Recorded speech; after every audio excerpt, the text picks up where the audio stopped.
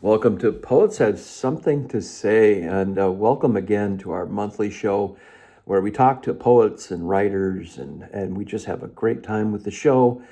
Karl Stewart is back with us. He was here earlier in May, and we want to welcome him again because we had so much to talk about.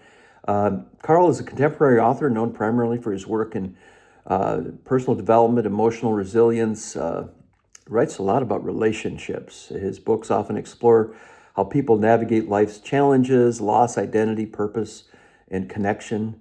His writing style is very direct and accessible. He leans into real life scenarios and reflective storytelling, aiming to meet readers where they are rather than overwhelming them with jargon, big words, that kind of thing. Much of his audience comes from readers looking for guidance during transitional periods. And Karl's definitely had a tough life growing up, and we'll talk a little bit about that too, and how that connects to his writing and his content and what he's interested in. Karl, thank you for granting more time for us today.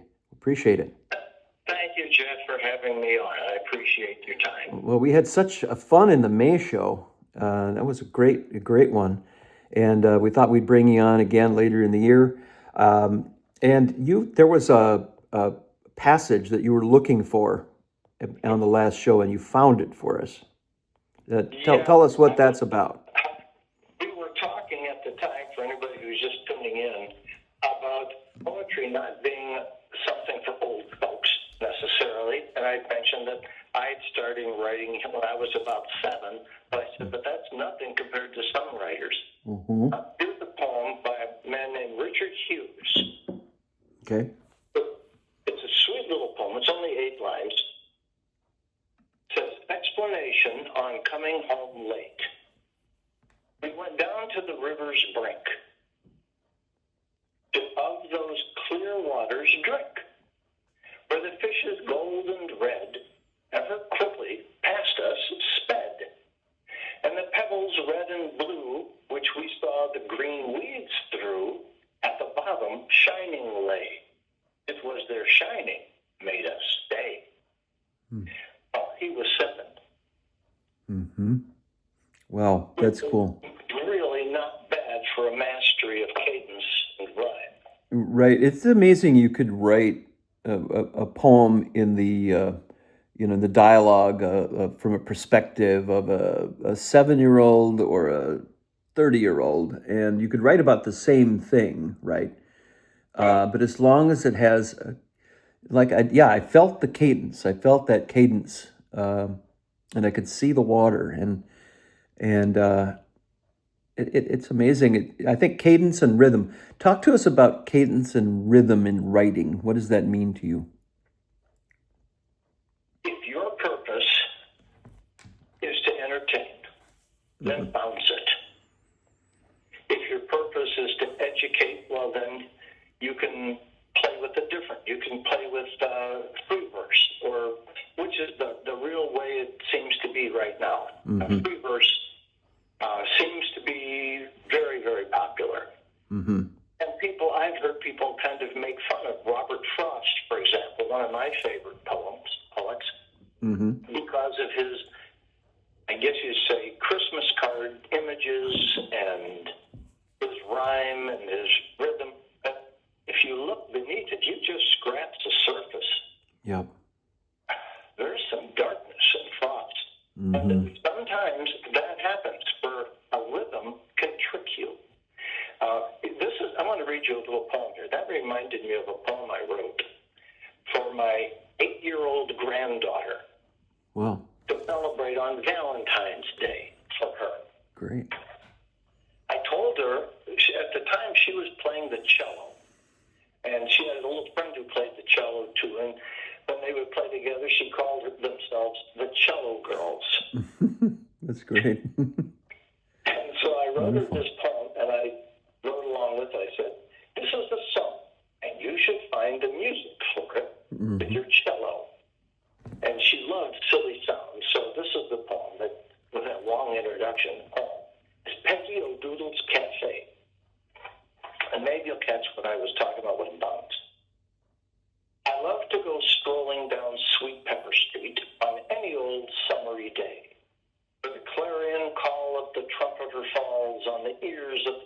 at play. The sky is always sunny, and cotton cloud ships sail the seas of the sky on their way. And my feet skip along as I dance with the throng down to Peggy O'Doodle's cafe. Through the window, I watch Peggy kneading the dough, her pink apron spotted with flour. Her hair is all bundled on top of her head like a silver-gray rubber band tower. She molds all the dough in the shapes that she chooses. A cake will emerge in an hour, and now, Peggy says, I will cover this cake with a handful of peppermint flour. Now, I know what you're thinking. It's just an old fate. On my own, I have made one as sweet. Ah, my friend, I agree. And if that's all we'd see, Peggy's cakes wouldn't be such a treat. For the reason kids run from the farms and the towns and clatter down Sweet Pepper Street is because Peggy's secret ingredient comes when she kneads the cake dough with her feet. Yes, we all like to hike down to Sweet Pepper Street on any old summery day while a cello or two makes some music as you watch the kids in the park at their play. Here the jokes are outrageous, the laughter contagious. Von Homet implores us to stay, and my heart skips a beat as I think of her feet making treats down at Peggy's cafe. Wow. That's as good as anything I've ever heard. That's really good. She had a kick out of it. Oh, I bet she. What was her reaction? She must have just been overjoyed. She just giggled and laughed and jumped around. When grabbed her rights or something, she always got a kick out of it. I wrote her a book once. Oh, you did? You wrote her a book? You wrote a child's book, didn't you? Yes, and it was dedicated to her because it was based on her reactions for conversation we had. Well, tell us about that book a little bit, since we're on the subject. Okay. We were visiting, and she had come down to our house, and I was sitting here at the computer typing. I was working on a novel, one of my novels, The Seventh Cruise, which is a novel about a young man in World War II who came home with a struggle. Okay. I was sitting there typing, and she came in and tapped me on the shoulder and said, Grandpa, you write a lot of books. Do you think you could write one for me? Oh, that's cool. Well, without thinking, I said, well, sure, honey. I've never written a children's book. I had no idea what a children's book entailed. But we sat down and had a conversation. And I asked her about school. I asked her about family. I'm trying to get some kind of an anchor to work with. And I said, how's school? She says, fine. I've got a friend named Obie, and he's my best friend. I said, Obie. And then stupidly, like grown-ups do, I said, like in Juan Kenobi? Oh, yeah, I was going to mention that too. I don't think she got the reference, though. And she furrowed her brows a little bit and said, no. Obie is from Nigeria. I said, oh, and then she just followed up. So some of the kids aren't nice to Obie. I thought, okay, here's my connection. This is what I'm going to do. So I wrote her a book, and it's introducing the subject of the colors of people to a small child. And I tried to write it so that she could read it. And when I finished it, the text, I had her read it back to me. And the only word she stumbled on was geraniums. The red flower. That's a tough word. It is, especially when you're 7. She kept going, grr, grr. And then she said, what is this word, Grandpa? I said, that's a soft G, a George, gentle, not a hard G. There you go. Oh, geraniums. And she got rolled right through the rest of the book. When I got done, I said, now, what do you think of this? And she hugged it up to her chest and said, I love it. Can I have it? And I said, honey, it's for you. And so that was that. It's a small book. I sent it into my publisher, Headline Books. And I didn't know what they would think of that because I was under contract to write novels. But they did. They liked it. And they published it, and it's in their education department. So anybody who's interested in my attempt to write an illustrated children's book, It's called Good Night, Sweet Dreams. Mm-hmm. You can find it on my website or on Amazon or somewhere else if you're looking. But that was for the child. That's a wonderful story. And someday when I don't have grandchildren yet, but that'll be one of the books that I'll choose. Well, that would be a good book to look at. In the back of it, I sent it to the company for their approval. They sent it back to me, which kind of surprised me, but they said, this is very good. Could you write a series of questions that a teacher or a grandparent or somebody could ask of a small child to start a conversation? Okay. I said, yeah, I think I can. I was a teacher for a few years, yeah. Mm-hmm. So I did that and sent those in. And one of my favorite reviews of any book is a review of this book that was really informal. Mm-hmm. I have it.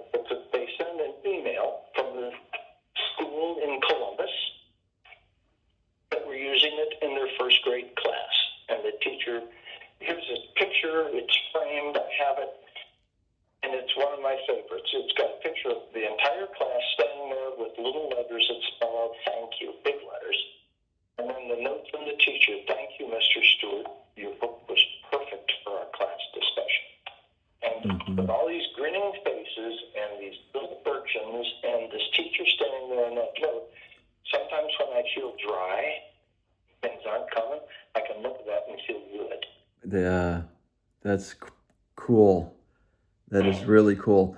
We want to talk a little bit more about the Poetry Connection, just to wrap that up, and then I want to talk about your series, because those are powerful, and I feel guilty. I'll be right up front with you. I'm on page 73 in Up Poverty's Creek, but I definitely want to, that's the first book I want to finish. Then I've got, I think, 3 more of your books that I haven't started. There's so much to read, so little time. And I tried to start The Green Light, and maybe you can help me with this, but and I'm being totally transparent here. But the military stuff, I'm not really a military guy, and that made it hard to find for me to get through it. I'm going to give it another shot. But what would you recommend for somebody that's not a military aficionado to get through The Green Light? How would you recommend that? Okay.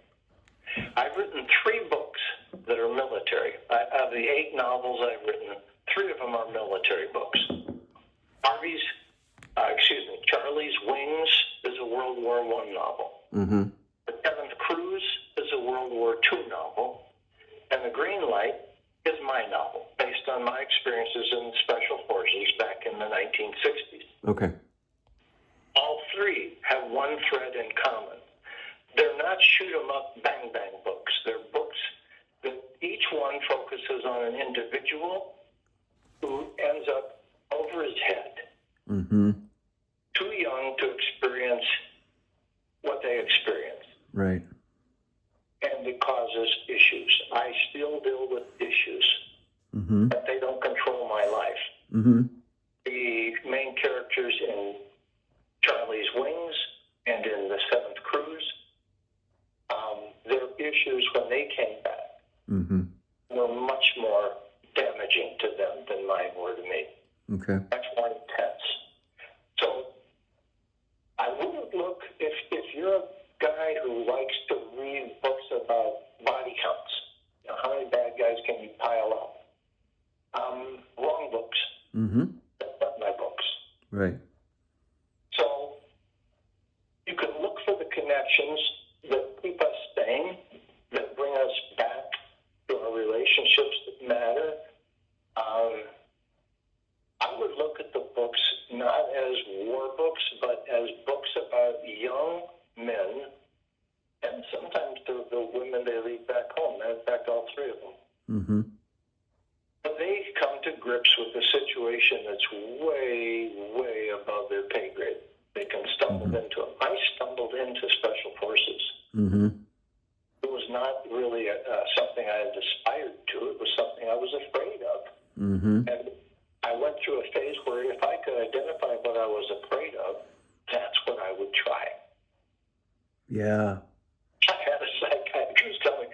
usually how people react to things that they fear. I said, well, that's the way I felt I could deal with it. So that's what that is. It's not a story of some brave John Wayne macho dude. It's my story. And sometimes in life we try things that we're afraid of, and what do you think motivated you? And maybe it's somewhat analogous even to Up Harvey's Creek, where this young man is faced with this father that he doesn't even understand, and he's thrust into the situation of trying to understand his father. And then the green light is you trying to understand this crazy military situation that you're in, right? Yeah, that is the way it is. We stumble into things. Right. Only in books do we really plan things out. When you're writing a book, it better be planned. Yeah. Chaos. But in real life, we sort of go day to day and make decisions the best we can and hope that it pans out. And sometimes it does. Sometimes we'll end up with nightmares. But and it depends on the choices you make. And that's what I tried to get also in all three of those books. Yeah, there's a joke in there somewhere about I talked to God about my plans and he laughed. Yeah. That often is the way it is. That's how you feel anyway. That's not necessarily the way it is. Right. That's often the way it feels. In the green light, I would go to a chapel by myself and pray to the black wall, which is what I call it, the blank wall. Yeah. Because it often seems there's nothing there, just the wall. So those are the lives that we have to lead through. And sometimes, because I give talks. I've talked to Navy groups. I've talked to civic groups, library groups about PTSD. Yes. And dealing with it. Yeah. And I sometimes feel like I'm at a bobblehead convention. Because I'll be seeing things, I'll look out and all I see is the head bobbing. Yep. That's a good sign. That's a good sign that they agree. That they connect. They connect, not agree, but connect with it. That's exactly right. That's what you want. It's got to be real.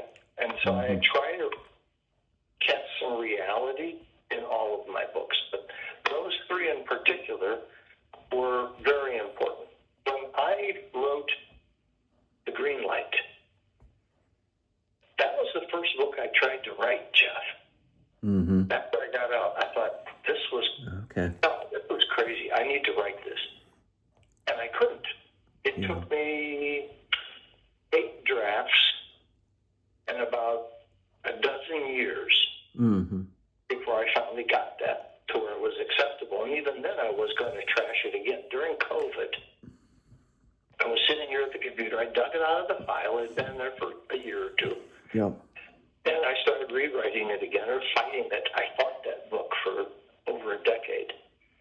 And my wife came in and saw me fighting it. She said, "Can I read it?" I gave her the hard copy. Yeah. And she read it. 3 days later, she came in and set it down in front of me and said, "Karl, this is good." Oh, great. And I didn't expect that from her. But I did, and I thought, well, that's okay. The company won't like it anyway. But they did, and it ended up winning an award in the Hollywood Book Festival, of all places. That's wonderful. Wow. But you don't know, and you fight, and you deal with these things. That was the hardest book I ever wrote. Because you don't want your wife or your children or your grandkids to hate you or think you did this. This is awful. Right? If that makes any sense to you. Yeah, it does, I think. I never served in the war or anything, but that's got to be just horrendous, coming back with these feelings, and you have the bad dreams, and you... I did your dream show.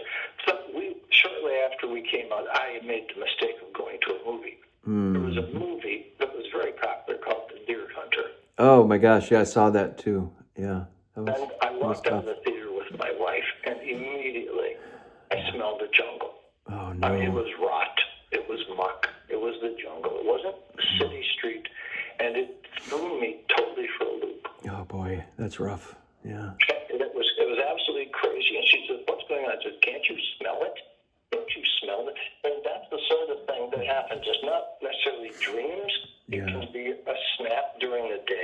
And that's what happens. I think why this is a statistic that was true a year or so ago. I don't know that it's true now, but it was then, and I used it in talks. A veteran commits suicide every 22 minutes. Yeah, that's terrible. That's horrible to hear that. Number of minutes. Sometimes things happen to get out of control, and the person gets out of control. And I try to help that. I had found that by writing, when I finished the green light, when I finished writing it, when I got it to where I thought it was acceptable, it felt like a 40-pound weight went off my shoulders. So that book was sort of my therapy. Yes. And so my talk on PTSD, when I speak to group, is entitled Healing Through Storytelling. Because I found it helped me. And I think poetry does the same for me, too, to heal through. I lost my son and my mother in 1 year. That was rough. That 2024 was a very rough year. So a lot of my therapy was writing poetry and song, too. It's the same thing. Yeah. It's the very same thing. You write because you have something that's pushing you to write. Yeah. Something powerful pushing you. Some people write novels. I'm either blessed or cursed with that. I dealt with PTSD through novel writing. Yes. But Barry Sadler wrote a song, The Ballad of the Green Berets. That was his dealing with PTSD. Right. Siegfried Sassoon, World War I, a soldier, Brit, and World War I, wrote brilliantly of what it was like. And he was just a guy in a trench. Yeah. And I have a poem of his here. If I could read it, very short. That would be great. Yeah, we're nearing the end of the show, believe it or not. Let's get your poem in, and then we can wrap up a little bit more about your series. And Be sounds glad good. to. This is titled The General. It's only 6 lines. Okay. 7 more. Good morning, the general said, when we met him last week on our way to the line. And the soldiers he smiled at are most of them dead, and were cursing his staff for incompetent swine. He's a cheery old card, grunted Harry to Jack as they slogged up to Eris with rifle and pack. But he did for them both with his plan of attack. They weren't around anymore. So, yeah, forever, soldiers have been trying to deal with what they now call PTSD, and other people, women in giving birth, people in car accidents. It is not just a soldier's thing. Right. That's important to recognize that it's on a lot of different levels, and it can affect a lot of different people different ways. Even the same situation, a war situation, could affect two people differently. Absolutely, it does. So if you were to talk to a young writer about how they could integrate the poetic language into novel writing, what would you tell them? They're the same. In my mind, they're the same. It's writing. It's hunting. It's hunting for the right word to use at the right time. In that poem that I read last May about a person who rejects poetry, he calls it fluff. Yeah, that was great. Yeah, I enjoyed that. I don't believe that's at all true. I believe it's the opposite, and most people don't realize that. A line of poetry equals, in my mind, a sentence, a text, a verse. Simple 4 lines could be an entire paragraph developed. So what you have to do to get those lines and verses is to cull. Cut everything out that doesn't cut right to the core of things, and then see what you have. What you should have should be really alive, and there should be no extra words anywhere. So when I finish a novel, I will cull it. I will go through it, and usually I will end up cutting out maybe 25,000 words. If it doesn't move the plot, it's gone. I take it out. Yep. When same thing, when you write a poem, examine it, look at it. If it isn't moving that emotion, if it isn't driving that spirit, cut it out. And that's all the great poems. That's what you're left with. You're left not with fluff. You're left with the heart of the matter. And if you're going to write a good novel, you have to get to the heart of the matter. The same thing. Yeah. I'm holding up Harvey's Creek right now to our viewers. And where we can get your books on karlstewart.net. Tell just a quick summary of your books again before we got to say goodbye today. Okay. There are 8 novels.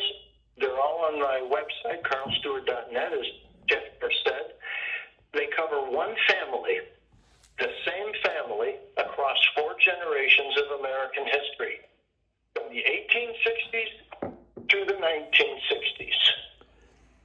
So if you're interested in things that happened historically in America, from the closing of the West, from the Hatfield and McCoy family feud, which is the second book. The closing of the West would be the first book.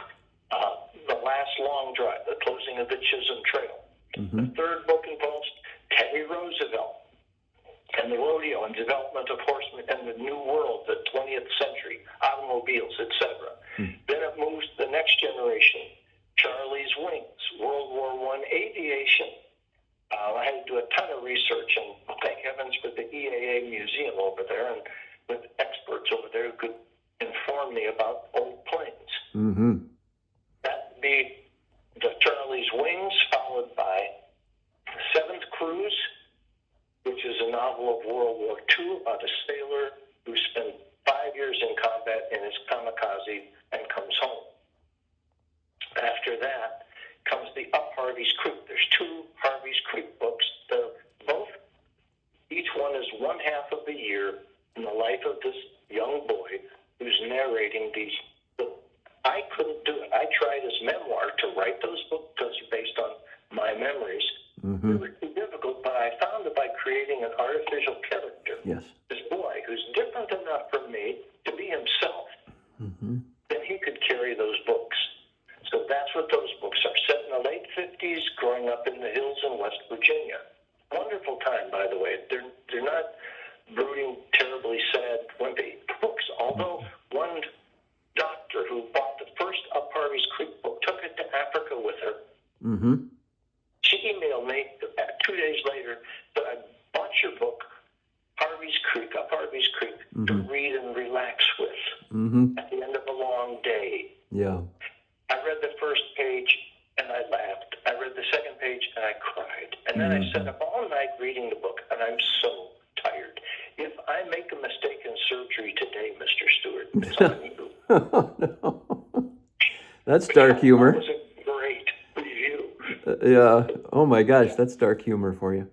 Yeah, and I'm enjoying Harvey's Creek. I really like the narrative of, it was an 11 or 12-year-old boy, right? Junior Carter.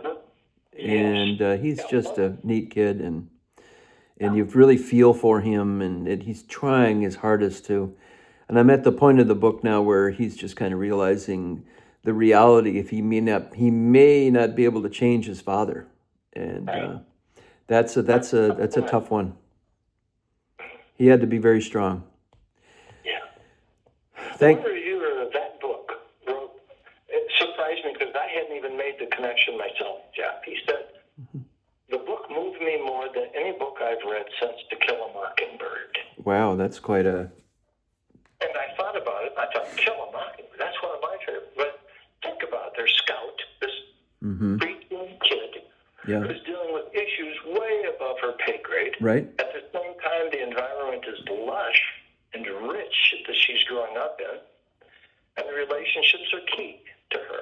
And I thought, yeah, I can see it. I hadn't seen the connection, but I could see it then. All right. I'm glad you're enjoying it. I am, and I will give you my complete review. I'll email you what I thought of the book when I'm done with it.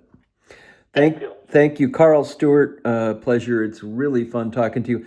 I want to thank you for your service too. I want to get that in, and also thank you for. I think you've been a 3-time speaker at our Wordsmiths Club. We have a great writers club. If anybody's interested in North Fond du Lac, we meet the second Thursday of the month.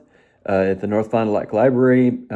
Everybody's welcome. There's no fee for membership. I just changed that. There's no fee at all. John has a fee at his club, but I don't have any fees. But no, so thanks a lot, Karl. Appreciate all you do for the writing community. You're one of the best, and thanks for joining us. My pleasure. It's entirely my pleasure. Thank you, Jeff. All right, Karl Stewart's our guest on Poets Have Something to Say. That's another edition, and we'll see you next month with another poet.